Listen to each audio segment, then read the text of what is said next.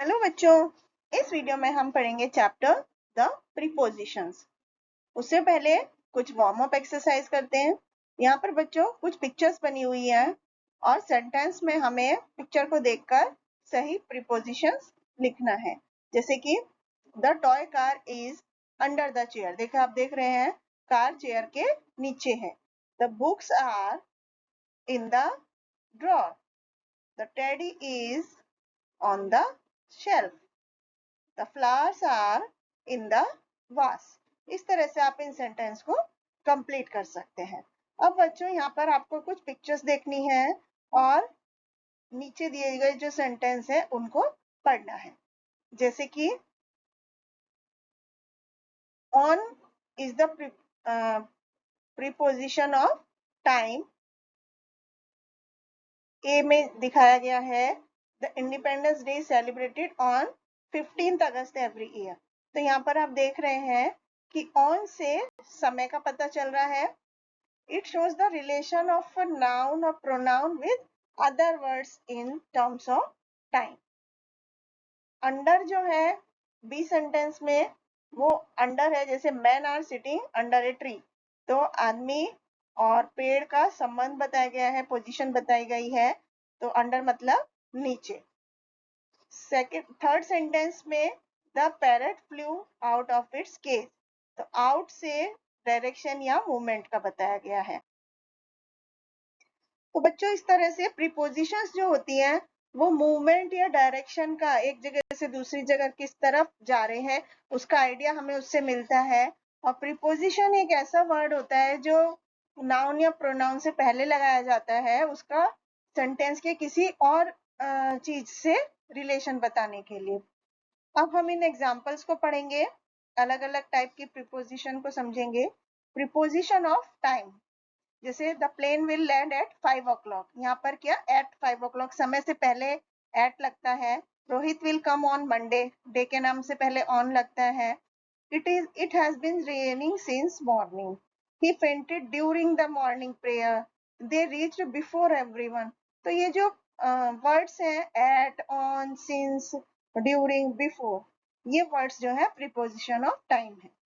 इसके बाद preposition of position होता है कि हमें किसी चीज की स्थिति का पता चलता है कि वो कहाँ पर है। जैसे ही स्वैम अक्रॉस द रिवर, नदी के पार तैरा। The dog jumped of the chair, कुर्सी से डॉग कूदा। The book is on the table. The bus is under the bridge. A small table lies between two chairs. तो यहाँ पर जो वर्ड्स हैं across, of, on, under, between, in word से चीज की पोजीशन का पता चल रहा है। नेक्स्ट होता है प्रीपोजिशन ऑफ डायरेक्शन या मूवमेंट। तो she climb down the rope. यहाँ पर आउट, ये down, out, round, past, through, ये जो वर्ड्स हैं ये डायरेक्शन या मूवमेंट को बताते हैं। जैसे they jumped out of the window. Car is parked round the corner. Isha drives past the market every day. Ishaan entered the hall through the main gate. तो इस तरह से ये जो वर्ड्स हैं इनसे किसी चीज की डायरेक्शन का पता चलता है। तो अब हम इससे जुड़ी हुई एक्टिविटी करते हैं।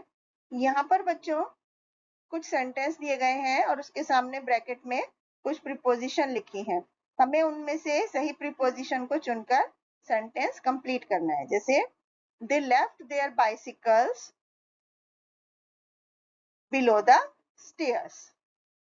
The school volleyball match started at time. She went along the small dusty path. The quiz will be based on the given syllabus. The movie will over in 1 hour. Next activity में बच्चों prepositions लिखनी है। जैसे the new computer will reboot with in 2 minutes. Will we reach school at time? By time. We will reach at 9 o'clock in the morning. Sneha was born on January 1996. The dog is sleeping on the carpet.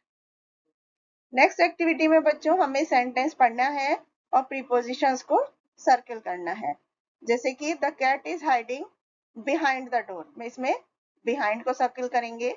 Sonia is on the berth above mine, on को circle करेंगे। Statue is in front of the town hall, in को circle करेंगे। Where are the books, there are in the book shelf में, इनको circle करेंगे। The rabbit walked on the trap, इसमें on को circle करेंगे। नेक्स्ट एक्टिविटी में बच्चों इस स्टोरी में फिल इन द ब्लैंक्स में करेक्ट प्रीपोजिशंस फिल करना है। जैसे कि one day we decided to go at the park in my dodge. We never go before the park with my dog. He would be upset if we let him at home. Thank you.